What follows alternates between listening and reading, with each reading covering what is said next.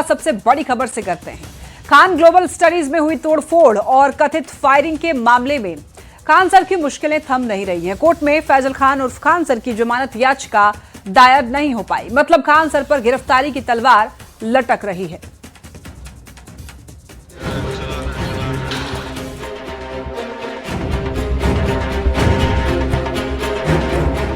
दो जून की रात खान ग्लोबल स्टडीज में कथित तोड़फोड़ और फायरिंग के मामले में चर्चित कोचिंग संचालक फैजल खान उर्फ खान सर की मुश्किलें फिलहाल कम होती नजर नहीं आ रही। एफआईआर दर्ज होने के बाद से खान सर लगातार अंडरग्राउंड चल रहे हैं। शनिवार को पूरे दिन कोर्ट में गहमा गहमी दिखी। एक ओर कोर्ट के बाहर भारी संख्या में पुलिस के जवान तैनात रहे तो दूसरी ओर दिन भर ये कयासबाजी चलती रही कि खान सर कोर्ट में सरेंडर करने वाले हैं। इसी बीच उनके वकीलों की तरफ से कोर्ट में जमानत याचिका दायर करने की कोशिश की गई। वो भी नहीं था ना, खान सर क्यों आएंगे? एंटीसिपेटरी का है ही है, जब रास्ता तो एंटीसिपेटरी फाइल होगा उनका, तो सरेंडर क्यों करेंगे? लेकिन कोर्ट का समय खत्म होने तक खान सर की जमानत के लिए याचिका दायर नहीं हो सकी, जिसकी वजह से खान सर पर गिरफ्तारी की तलवार अभी भी लटक रही है। धारा के अनुसार पुलिस क्या कार्रवाई कर सकती है? पुलिस को तो पावर है, अरेस्ट किसी को कर सकती है, लेकिन अब वारंट लेना पड़ेगा। बता दें कि 2 जून को रात 10 बजे पूरे विवाद की शुरुआत हुई। खान जीएस में तोड़फोड़ और फायरिंग का आरोप लगाया गया। अगले दिन खान सर के समर्थन में छात्र सड़कों पर उतरे। नतीजा ये हुआ कि एक दूसरे कोचिंग संचालक रोशन आनंद समेत 3 लोगों को पुलिस ने अरेस्ट कर जेल भेज दिया। लेकिन कहानी में ट्विस्ट तब आया जब 4 जून को एक वीडियो वायरल हुआ जिसमें एक व्यक्ति फायरिंग करते दिख रहा है। ये कोई और नहीं बल्कि खान ग्लोबल स्टडीज का गार्ड था। पुलिस ने 2 गार्ड को हिरासत में लेकर पूछताछ की तो पूरी कहानी ही बदल गई। दोनों गार्ड ने फायरिंग की बात तो कबूल कर ही ली, साथ में ये भी कहा कि खान सर ने ही गोली चलाने को कहा था। हालांकि खान सर की तरफ से बार बार कहा गया कि गोली आत्मरक्षा में चलाई गई और वो पुलिस को पूरा सहयोग करने के लिए तैयार है। लेकिन पुलिस ने जैसे ही एफआईआर दर्ज की, खान सर गायब हो गए। सवाल है कि पुलिस से क्यों भाग रहे हैं खान सर? कुछ गलत नहीं की तो फिर अंडरग्राउंड क्यों हुए फैजल खान? जमानत याचिका दायर न होने के बाद क्या करेंगे खान सर? आखिर कब तक पुलिस से लुका छुपी का खेल खेलेंगे खान सर? न्यूज 18 के लिए पटना से रवि एस नारायण, रजनीश, विनीता मिश्रा और धर्मेंद्र के साथ ब्यूरो रिपोर्ट। लालू राबड़ी की सरकारी सुरक्षा में कटौती के बाद सियासत तेज है। लालू प्रसाद और राबड़ी देवी के बाद तेजस्वी यादव ने भी अपनी सरकारी सुरक्षा वापस कर दी है। इसके बाद सियासत और तेज हो गई है। आरजेडी नेताओं का कहना है कि अब पार्टी कार्यकर्ता ही उनकी सुरक्षा सुनिश्चित करेंगे।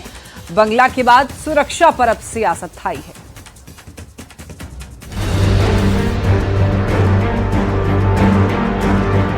ये तस्वीर पटना के 10 सर्कुलर रोड बंगले के बाहर की है और दरवाजे के बाहर खड़े ये हैं आरजेडी के कार्यकर्ता। तस्वीरें जरा देखिए, यहाँ पे बड़ी संख्या में जो कार्यकर्ता है वो पहुंचे हैं, लाठी लेकर के पहुंचे हैं। दरअसल आरजेडी अध्यक्ष लालू प्रसाद और विधान परिषद में नेता प्रतिपक्ष राबड़ी देवी की सरकारी सुरक्षा में कटौती के बाद सियासत तेज हो चुकी है। पहले लालू प्रसाद और राबड़ी देवी ने सरकारी सुरक्षा वापस की, सुरक्षा कर्मियों को घर से बाहर जाने को कहा और फिर उसके बाद लालू प्रसाद के छोटे बेटे और विधान परिषद में नेता प्रतिपक्ष तेजस्वी यादव ने भी अपनी सरकारी सुरक्षा वापस कर दी। आरजेडी नेताओं का कहना है कि अब पार्टी कार्यकर्ता ही उनकी सुरक्षा सुनिश्चित करेंगे। अब डरे हुए लोग हो, अकेले मुकाबला करने की ताकत किसी पॉलिटिकल पार्टी में नहीं है राष्ट्रीय जनता दल को। एक और आरजेडी के नेता आरोप लगा रहे हैं कि सरकार नियमों के बजाय राजनीतिक बदले की भावना से काम कर रही है। सबके सुरक्षा में कमी इस बात को दर्शाता है कि सरकार कहीं न कहीं बदले की भावना से काम कर रही है। राबड़ी की सुरक्षा घटा दी जाएगी, लालू जी की सुरक्षा घटा दी जाएगी, तो ये घटिया राजनीति है और बीजेपी का रक्त चरित्र ही घटिया है। तो दूसरी ओर एनडीए ने विपक्ष पर बेवजह राजनीति करने का आरोप लगाया है। बिहार सरकार के 125 से ज्यादा कर्मी लालू परिवार की सुरक्षा में लगे हुए हैं। बता दें कि शुक्रवार को सरकार ने कुछ नेताओं की सुरक्षा में संशोधन का आदेश जारी किया। लालू प्रसाद और राबड़ी देवी की Z+ सुरक्षा में कटौती की गई। हालांकि नेता प्रतिपक्ष तेजस्वी यादव की Y+ सुरक्षा पहले की तरह जारी रहेगी, लेकिन तेज प्रताप यादव मीसा भारती और राजश्री यादव की सुरक्षा व्यवस्था भी नए नियमों के अनुसार तय की गई है। तेज प्रताप को पहले ए कैटेगरी की सुरक्षा मिलती थी, लेकिन अब उन्हें एक अंगरक्षक मिलेगा। सांसद मीसा भारती को 3 सुरक्षा कर्मियों की सुरक्षा मिलेगी, तो तेजस्वी यादव की पत्नी राजश्री को भी एक सुरक्षा कर्मी मिलेगा। सरकार के निर्णय के बाद सियासत तेज है। लालू परिवार ने सरकारी सुरक्षा वापस कर विरोध जताया है, तो सत्ता पक्ष के नेताओं का कहना है कि सब कुछ नियम के अनुसार किया गया है। न्यूज 18 के लिए पटना से रवि एस नारायण और शैलेंद्र कुमार के साथ ब्यूरो रिपोर्ट। लालू यादव और राबड़ी देवी की सुरक्षा में कटौती के बाद सियासत गरमाई हुई है। इस पूरे विवाद पर केंद्रीय मंत्री जीतन राम मांझी और विधानसभा अध्यक्ष प्रेम कुमार ने क्या कहा है, सुनिए।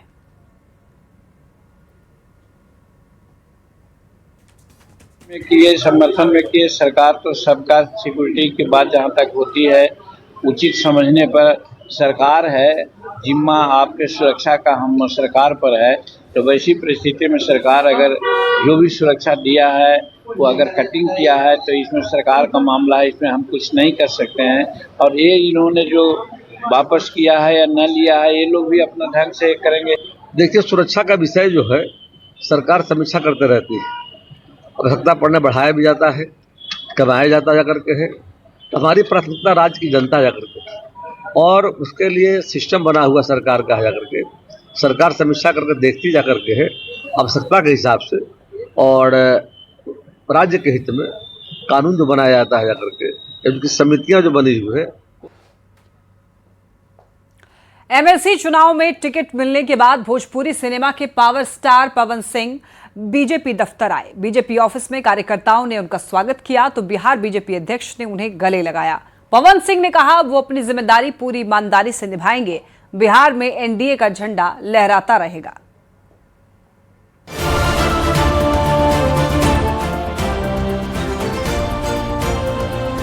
जो मुझे जिम्मेदारी मिली है उसको सच्चे दिल से निभाऊंगा, ये मेरा वादा है। भोजपुरी सिनेमा के पावर स्टार पवन सिंह को लेकर साल 2024 से ही कयासबाजी का दौर चल रहा था। पवन सिंह सांसद बनेंगे या विधायक बनेंगे, बीजेपी में उनकी क्या भूमिका होगी, अब सब कुछ तय हो गया है। ये तस्वीरें हैं बीजेपी के प्रदेश कार्यालय की, जहां पावर स्टार पवन सिंह का जलवा दिख रहा है। एमएलसी चुनाव में बीजेपी उम्मीदवार बनाए जाने के बाद पवन सिंह जब बीजेपी कार्यालय पहुंचे तो प्रदेश बीजेपी अध्यक्ष संजय सरावगी ने उन्हें गले लगा लिया। कार्यकर्ताओं ने पवन सिंह का गर्मजोशी से स्वागत किया। इस खास मौके पर पवन सिंह ने कहा कि जो उन्हें जिम्मेदारी मिली है उसे पूरी ईमानदारी से निभाएंगे, बिहार में एनडीए का झंडा लहराता रहेगा।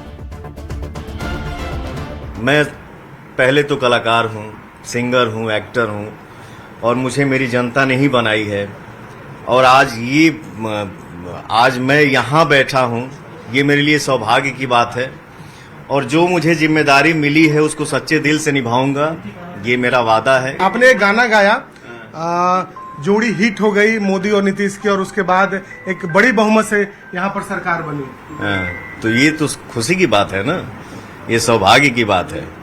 सरकार बन गई और हमके लगा था कि ये झंडा हमेशा लहरात रही। बीजेपी दफ्तर के बाद पवन सिंह सीएम सम्राट के लोक सेवक आवास पहुंचे। सीएम सम्राट के साथ पवन सिंह के मुलाकात की खुशनुमा तस्वीर सामने आई। 2024 के लोकसभा चुनाव में काराकाट सीट से निर्दलीय चुनाव लड़ने के बाद पवन सिंह की बीजेपी से नाराजगी चल रही थी, लेकिन वक्त के साथ ये रिश्ता गहरा हो गया। विधानसभा चुनाव में पवन सिंह ने बीजेपी के लिए जोरदार प्रचार किया। अब पवन सिंह को बीजेपी ने बिहार के उच्च सदन में भेजने का फैसला कर लिया है। पवन सिंह का एक अलग ही स्टारडम है। पवन सिंह को बड़ी जिम्मेदारी मिलने के बाद बीजेपी का जोश हाई है। आने वाले समय में पार्टी को इसका सीधा फायदा मिलेगा। न्यूज 18 के लिए पटना से शैलेंद्र कुमार की रिपोर्ट।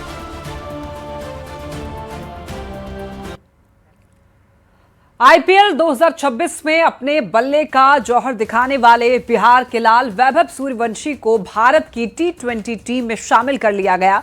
आयरलैंड, इंग्लैंड और एशियन गेम्स के लिए भारत की T20 टीम का ऐलान कर दिया गया है। इस टीम में 15 साल के युवा बल्लेबाज वैभव सूर्यवंशी का भी नाम है। वैभव की इस बड़ी कामयाबी पर हर किसी को नाज है।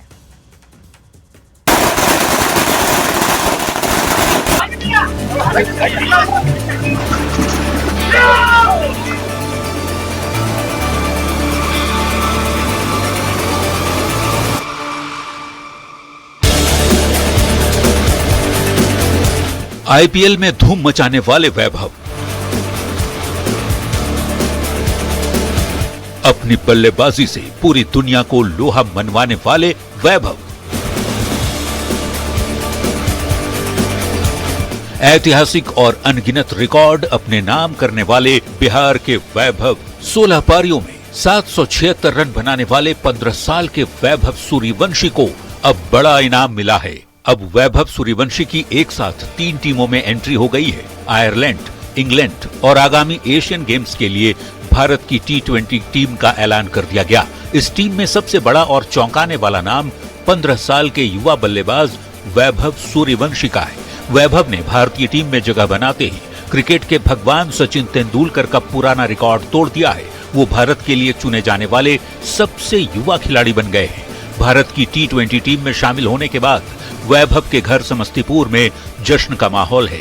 वैभव के पिता संजीव सूर्यवंशी को अपने बेटे पर नाज है। जी आज बहुत खुश है, पूरा परिवार खुश है, पूरा इलाका खुश है।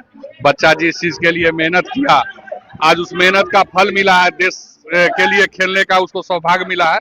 बस ईश्वर से यही प्रार्थना करते हैं वो देश के लिए खूब अच्छा खेले, खूब मैच जीताए और उसका जितना रन हो देश के काम आए।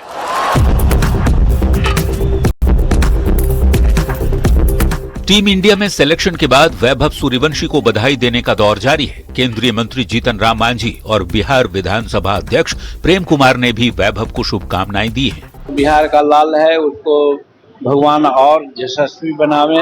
हम समझते हैं कि सचमुच में सारे हिंदुस्तान के जितने भी क्रिकेट खिलाड़ियां हैं सबका रिकॉर्ड वो तोड़ेगा। इस उम्र में इतना बड़ा काम किया है और उनका सिलेक्शन नेशनल लेवल पर हुआ करके है। आने वाले समय में वो अंतर्राष्ट्रीय खेलों में भी जाएंगे, राष्ट्रीय खेलों में भाग लेंगे जाकर के, उससे बिहार का मान सम्मान बढ़ेगा। आईपीएल 2026 में वैभव सूर्यवंशी ने अपने बल्ले के जौहर से क्रिकेट जगत को चौंका दिया। आग उगलती वैभव की बल्लेबाजी ने सबको हैरान कर दिया। अब वैभव का टीम इंडिया के लिए खेलने का सपना सच हो गया है। बिहार के इस लाल का वैभव पूरी दुनिया में छा रहा है। न्यूज़ 18 के लिए समस्तीपुर से मुकेश कुमार के साथ ब्यूरो रिपोर्ट। वहीं T20 टीम इंडिया में शामिल होने के बाद वैभव के घर पर जश्न का माहौल है। वैभव भारतीय टीम में शामिल होने पर उनकी दादी उषा सिंह और उनके परिवार की महिलाओं ने मंगल गीत गाकर खुशी इजहार किया है। वैभव सूर्यवंशी का सिलेक्शन हुआ है और यहाँ पे जो उनके दादी के उम्र के हैं और ये उनकी दादी है और ये तमाम लोग हैं, मंगल गीत गा रहे हैं।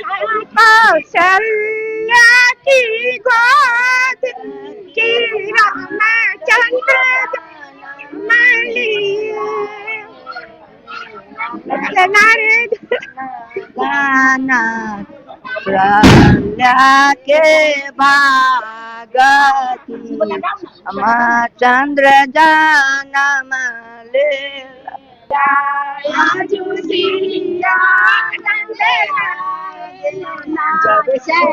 तो यहाँ तमाम लोग मंगल गीत गा करके वैभव के इस सफलता पर अपना खुशी इजहार कर रहे हैं। Mukesh Kumar, news 18 network, Samastipur.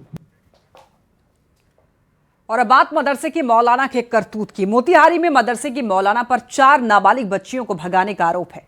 Police ने चारों नाबालिग बच्चियों का रेस्क्यू किया है और आरोपी मौलाना को भी गिरफ्तार कर लिया है। देखिए रिपोर्ट। मदरसे के मौलाना की साजिश, 4 नाबालिग लड़कियों को भगाया। मौलाना गिरफ्तार, साजिश बेनकाब। पुलिस की गिरफ्त में शिकारगंज थाने में खड़े इस मौलाना को देख लीजिए। ये वही शातिर चेहरा है जिस पर मदरसे में पढ़ने वाली 4 नाबालिग बच्चियों को भगाने का आरोप है। मदरसे से जब एक साथ 4 बच्चियों की लापता होने की खबर मिली तो पुलिस महकमे में हड़कंप मच गया, लेकिन पुलिस ने जल्द ही इस पूरी साजिश का खुलासा कर दिया। पुलिस ने चारों लड़कियों को सुरक्षित रेस्क्यू कर लिया और मदरसे के शिक्षक मोहम्मद अशफाक अहमद को गिरफ्तार कर लिया। चारों नाबालिग बच्चियों को पुलिस ने सकुशल बरामद कर लिया है और जिस व्यक्ति के द्वारा उनको ले जाया जा रहा था उसको गिरफ्तार कर लिया गया है और ये जो व्यक्ति है वो मदरसा में, पास के मदरसा में पढ़ता है। शिकारगंज थाना क्षेत्र में एक मदरसे में पढ़ने वाली 4 नाबालिग छात्राएं अचानक गायब हो गई थी। परिजनों ने उनकी काफी तलाश की, लेकिन कोई सुराग नहीं मिला। पुलिस की जांच में सामने आया कि मदरसे का मौलाना इस पूरी साजिश में शामिल है। मौलाना का एक नाबालिग छात्रा के साथ प्रेम प्रसंग चल रहा था, लेकिन मौलाना उसकी 3 सहेलियों को भी भगा कर ले गया। पुलिस ने लड़कियों को भगाने वाले मौलाना को दबोच लिया है और पूरी साजिश को बेनकाब कर डाला है। न्यूज 18 के लिए मोतिहारी से अवनीश कुमार सिंह की रिपोर्ट। सहरसा से एक बड़ी खबर मिल रही है। निजी स्कूल के हॉस्टल से 3 छात्र लापता, 2 दिनों से लापता हैं और तीसरी कक्षा के छात्र हैं। देखिए, काशनगर थाना क्षेत्र का ये मामला बताया जा रहा है। कैरियर मेकर स्कूल से लापता हुए हैं ये बच्चे। पुलिस के लिए सिरदर्द बना ये मामला। छात्र की तलाश में पुलिस टीम जुट चुकी है। बरामदगी के लिए लगातार छापेमारी जारी है। सहरसा का ये मामला है जहां पर एक प्राइवेट स्कूल के हॉस्टल से 3 छात्र लापता हो गए हैं और 2 दिनों से ये बच्चे लापता हैं। तीसरी कक्षा के छात्र हैं। काशनगर थाना क्षेत्र का ये पूरा मामला बताया जा रहा है। करियर मेकिंग स्कूल से ये बच्चे लापता हुए हैं। कहां गए हैं, क्या हुआ है, बरामदगी के लिए लगातार छापेमारी जारी है।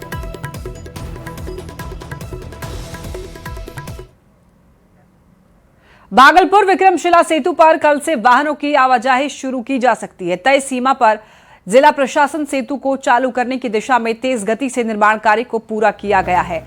बेली ब्रिज के ट्रायल प्रक्रिया तकरीबन पूरी कर ली गई है और इसी दौरान जिलाधिकारी ने कई विभाग के अधिकारियों के साथ बेली ब्रिज का निरीक्षण किया। बता दें, शुरुआत में छोटे वाहनों की आवाजाही शुरू की जाएगी। हमारा पूरा हो चुका है, जस्ट फिनिशिंग टच हम दे रहे हैं ताकि लोगों के व्हीकल को थोड़ा सा भी जर्क नहीं महसूस हो और लोगों की आवाजाही हम लगभग 40 किलोमीटर पर आवर के हिसाब से उसको मूव करा सके। और सारी चीज़ों की फिनिशिंग आज शाम तक हमारी टीम कर लेगी। उसके बाद शाम में फिर से हम लोग निरीक्षण करेंगे और उसको जस्ट फिट होगा। फिर कल मॉर्निंग से ही, कल 11 बजे से पहले से ही स्कूल को हम लोग स्टार्ट करेंगे। भागलपुर के विक्रमशिला सेतु पर कल से जिंदगी लौटने वाली है। तय समय सीमा यानी कि 7 जून से जिला प्रशासन सेतु को चालू करने जा रहा है। बॉर्डर रोड ऑर्गेनाइजेशन ने चारों बेली ब्रिज का निर्माण पूरा कर लिया गया। सभी ब्रिज का सुरक्षित ट्रायल भी कर लिया गया है और अब कुछ सड़कों के साथ में ये पुल आम लोगों के लिए खोल दिया जाएगा।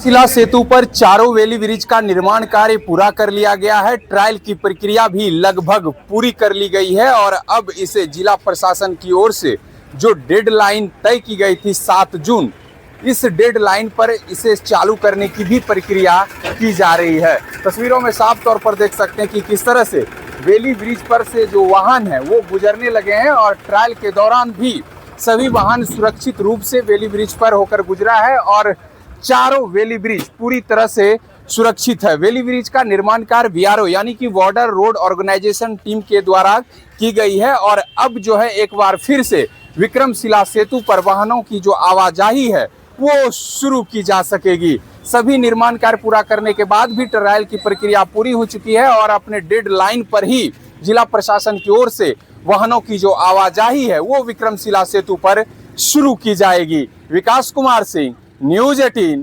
भागलपुर। बिहार की पूर्व सीएम राबड़ी देवी के आवास पर शाम से ही भीड़ बढ़ने लगी है और सुरक्षा कर्मियों की जगह अब कार्यकर्ता और नेता राबड़ी आवास की सुरक्षा करते हुए नजर आ रहे हैं। आवास के गेट पर और सुरक्षा कर्मियों के बैरक में नेता और कार्यकर्ता डटे हुए हैं। शक्ति सिंह यादव, भोला यादव, शिवचंद्र राम और इधर मुन्नी देवी समेत सभी नेता गेट पर सुरक्षा प्रहरी बने हुए हैं और इसको लेकर रोस्टर भी जारी किया गया है। नेताओं ने राज्य और केंद्र सरकार पर बदले की भावना से लालू परिवार के खिलाफ साजिश रचने का आरोप लगाया है। राबड़ी आवास का जायजा लिया है संवाददाता रजनीश कुमार ने।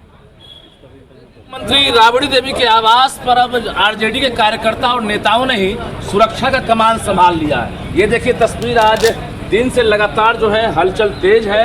राबड़ी देवी के आवास पर बाहर में तमाम कार्यकर्ता हों या फिर नेता हों, राज्य भर से यहाँ पहुँचे हुए हैं। यहाँ कुर्सी भी लग चुकी है और सभी कुर्सी पर कार्यकर्ताओं ने अब सुरक्षा का बीड़ा उठाना शुरू कर दिया है। यहाँ जो सुरक्षा कर्मी थे उन्हें अब बैरंग लौटा दिया गया। हालांकि बार बार यहाँ पहुँच रहे हैं, राजनीतिक हलचल तेज हो गई है। और देखिए, तेजस्वी प्रसाद यादव के आवास पर भी इसी प्रकार का नज़ारा है, तो राबड़ी देवी के आवास पर भी इसी प्रकार का नज़ारा है। देखिए, तमाम जो पूर्व विधायक हैं, पूर्व मंत्री हैं, यहाँ बैठे हुए हैं। भोला यादव भी है, शक्ति सिंह यादव भी हैं और शिवचंद्र राम भी है यहाँ पर। देखिए, तमाम लोग यहाँ बैठे हुए हैं। क्या लग रहा है कि अब तो आप लोगों ने फैसला ले लिया कि सुरक्षा अब रखना ही नहीं? देखिए, इस तरह से जिस व्यक्ति को 90 से थ्रेट और 90 से लेकर के लगातार केंद्र सरकार और राज्य सरकार मिलकर के सुरक्षा का पैमाना फिक्स किया हो, जेड प्लस सुरक्षा का, और इस तरह से वापस किया गया है, ये अपने आप में लग रहा है जो ये दुर्भावना से ग्रसित होकर के सरकार काम करे। यहाँ हम लोग रहने नहीं, यहाँ हम लोग का रोस्टर है और रोस्टर के हिसाब से कार्यकर्ता अपने नेता का सुरक्षा में लग गए हैं। और आप समझ लीजिए, जो सरकार ने सुरक्षा वापस लिया है, जनता ने सुरक्षा वापस नहीं लिया। चलिए, तो बड़ा फैसला ले लिया है। देखिए कि तमाम जो कार्यकर्ता और नेता यहाँ बैठे हुए हैं, उनकी ड्यूटी लगाई गई है और अब रोस्टर के आधार पर ये लोग यहाँ मुस्तैद रहेंगे। शिवचंद्र राम जी भी हैं। क्या लग रहा है कि अब रोस्टर भी बनकर तैयार हो गया? तैयार है। राष्ट्रीय जनता दल के कार्यकर्ता पूरे बहादुरी के साथ अपने नेता का जो है कि सुरक्षा करने का काम करेंगे। बिहार की सरकार जो है और केंद्र की सरकार ये विपक्ष के खिलाफ जो रणनीति बना रही है, इसके खिलाफ में तो हम लोग तो आवाज़ उठाने का काम करेंगे। रात में भी रहेंगे, कल भी रहेंगे। जब तक सुरक्षा कर्मी वापस नहीं मिल जाता तब तक हम लोग मजबूती से यहाँ पे तैनात रहेंगे। अभी घर नहीं जाना है? बिल्कुल घर नहीं जाना है, यही घर है हमारा। चलिए, तो यही घर है, राबड़ी आवास ही अब सबका घर है और यहीं पर सभी लोगों ने अब ठिकाना बना लिया है। यहाँ तक कि रोस्टर भी तैयार कर लिए गए हैं कि कौन नेता, कौन कार्यकर्ता जो है कितने बजे तक यहाँ पर ड्यूटी करेंगे। और ये तस्वीर दिखा रहे हैं, एक तरह से सरकार के लिए भी चुनौती बढ़ गई है, क्योंकि हाई प्रोफाइल मामला हो गया है। पूर्व मुख्यमंत्री का ये आवास है और एक तरफ जहाँ राबड़ी आवास पर सुरक्षा कर्मियों को हटा दिया गया है, वहीं दूसरी तरफ तेजस्वी प्रसाद यादव के आवास पर भी इसी प्रकार का नज़ारा है। तो कुल मिलाकर अब देखना ये है कि अब इस पर सरकार क्या फैसला लेती है, क्योंकि अब बात निकली है तो दूर तलक जाएगी। कैमरामैन दीपक के साथ रजनीश कुमार, न्यूज़ 18 पटना। लोक जनशक्ति पार्टी रामविलास ने अशरफ अंसारी को एमएलसी चुनाव के लिए अपना प्रत्याशी घोषित किया है। अशरफ अंसारी ने कहा है कि वो बहुत छोटे कार्यकर्ता हैं, उन पर पार्टी ने भरोसा जताया। ये केंद्रीय मंत्री चिराग पासवान का बड़ा दिल है। यही वजह है कि उनका कहना है कि वो आज भावुक हैं। अशरफ अंसारी से बातचीत की है न्यूज़ 18 संवाददाता विनीता मिश्रा ने। बिहार की 9 सीटों पर एमएलसी का चुनाव होना है। बीजेपी जेडीयू के बाद अब एलजेपी आरवी की तरफ से भी कैंडिडेट के नाम की घोषणा कर दी गई है और चिराग पासवान ने अशरफ अंसारी के नाम पर भरोसा जताया है, इन्हें उम्मीदवार बनाया है।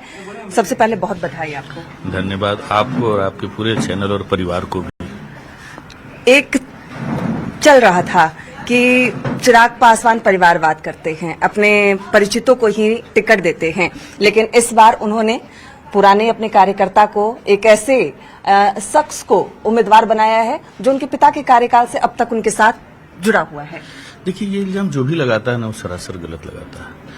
हमारी पार्टी के राष्ट्रीय अध्यक्ष आदरणीय चिराग पासवान जी और हमारी पार्टी के संस्थापक परम श्रद्धेय रामविलास पासवान जी पार्टी को कभी पार्टी नहीं समझे, वो परिवार समझे। और परिवार का एक एक कार्यकर्ता वो परिवार का सदस्य हो। पार्टी का कोई भी कार्यकर्ता, छोटा से छोटा कार्यकर्ता भी परिवार का सदस्य रहा है। और आदरणीय चिराग पासवान जी ने भी पार्टी के सभी कार्यकर्ताओं को अपना परिवार का सदस्य माना है। आज उसी का नतीजा है। उसी परिवार का एक जो छोटा, सबसे छोटा अंग जो है, परिवार का सबसे छोटा सदस्य आपके सामने खड़ा है। ये सिर्फ और सिर्फ उनके विश्वास का नतीजा है। हम नहीं जवाब दे पाए थे और हम फिर कह रहे हैं कि मेरे लिए ये ऐतिहासिक पल है। शायद हम आगे भी जवाब नहीं दे पाए। हृदय से आभार उनके प्रति, पार्टी के संस्थापक परम श्रद्धेय रामविलास पासवान जी के प्रति। जीत की बात कही जा रही है कि इस चुनाव में लोक जनशक्ति पार्टी रामविलास की तरफ से अशरफ अंसारी को कैंडिडेट बनाया गया है। जीत भी इनकी होगी और ये भी काफी भावुक नजर आ रहे हैं। कैमरामैन संत के साथ विनीता मिश्रा, न्यूज़ 18 पटना। शिक्षा मंत्री मिथिलेश तिवारी ने TRE 4 और शिक्षकों के तबादले को लेकर बड़ा बयान दिया है। गोपालगंज पहुंचे शिक्षा मंत्री ने कहा है कि जुलाई महीने में बीपीएससी को नई शिक्षक बहाली के लिए अधियाचना भेज दी जाएगी, जिसके बाद TRE-4 की प्रक्रिया आगे बढ़ेगी। उन्होंने शिक्षकों के ट्रांसफर को लेकर के भी अहम जानकारी दी है। मंत्री ने कहा कि राज्य सरकार 30 जून तक शिक्षकों को बड़ी राहत देने जा रही है। चूंकि शिक्षक जिला कैडर के अंतर्गत आते हैं, इसलिए उनका ट्रांसफर जिला स्तर पर उनके गृह जिले में किया जाएगा। इसके अलावा महिला शिक्षकों की सुविधा को भी ध्यान में रखते हुए उन्होंने उनके गांव के आसपास के पंचायतों में ट्रांसफर करने की बात कही है। शिक्षा मंत्री ने कहा है कि सरकार शिक्षकों की समस्याओं के समाधान के लिए लगातार कोशिश कर रही है। जुलाई महीने में उसकी अधियाचना बीपीएससी को भेजेंगे, ये निर्णय हो गया, उसकी तैयारी चल रही है।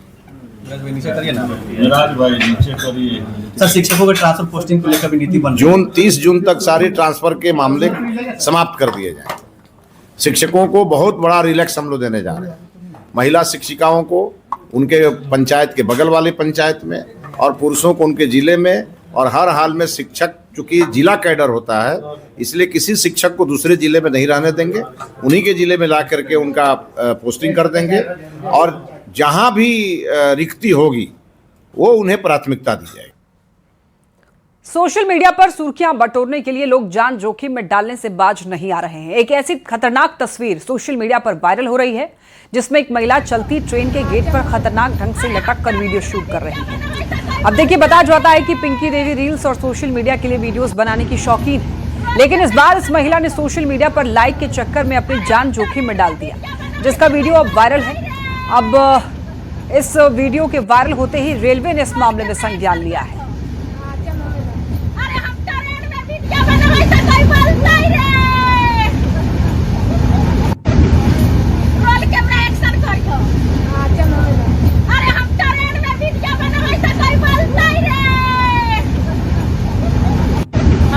ट्रेन पर लटके गेलिए यार, हिंदी फिल्म के हीरो हीरोइन वीडियो बनब है तो चलता ट्रेन में वीडियो बनब है तो ओकरा पर तू कार्रवाई करेला न रही रे।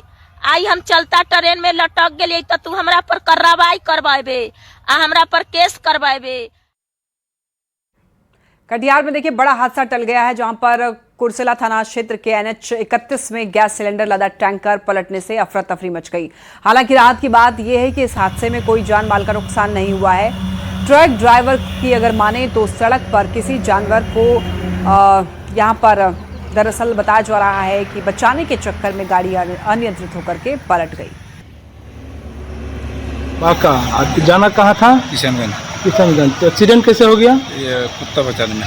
कुत्ता बचाने में कितने बजे लगभग में? अभी तुरंत हुआ, 15-20 मिनट। किसी को कोई क्षति हुई है क्या? नहीं।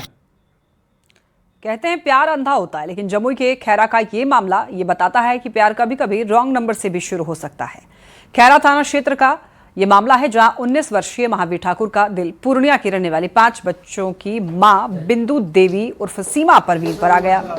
दोनों की मुलाकात एक रॉन्ग नंबर कॉल से शुरू हुई। बातचीत धीरे धीरे प्यार में बदला। बताया जाता है कि करीब 2 साल तक फोन पर बातचीत का सिलसिला चलता रहा। फिर दोनों ने मिलने का फैसला किया और घर परिवार की परवाह किए बिना कोलकाता पहुंच गए। वहां मंदिर में शादी रचाने का दावा किया जा रहा है। अब शादी के बाद दोनों ने साथ रहने का फैसला भी सार्वजनिक कर दिया है। कितना साल बात किए? साल भर बात हुआ। 1 साल से बात। हाँ, शादी कहाँ की? शादी किए थे कलकत्ता में। अच्छा, जब मालूम चल गया कि 5 बच्चे हैं इनके, उसका पति भी है, तो अब क्या करें? अब इसे छोड़ते तो ये जीवन हत्या कर लेगा तो क्या करेंगे? इसका कौन जिम्मेदार है? हाँ, वो हमारा ही नाम वो लोग रखा था। लोग जो शादी लेके गया था। ये इनसे मुलाकात कैसे हुई थी? रॉन्ग नंबर से। रॉन्ग नंबर मतलब क्या हुआ था? फोन आया था तो दोनों आदमी बात करने लगे। फिर बात करते करते हम दोनों एक दूसरे के बिना नहीं रह पाए, तो हम दोनों शादी कर लिए। और इन्हीं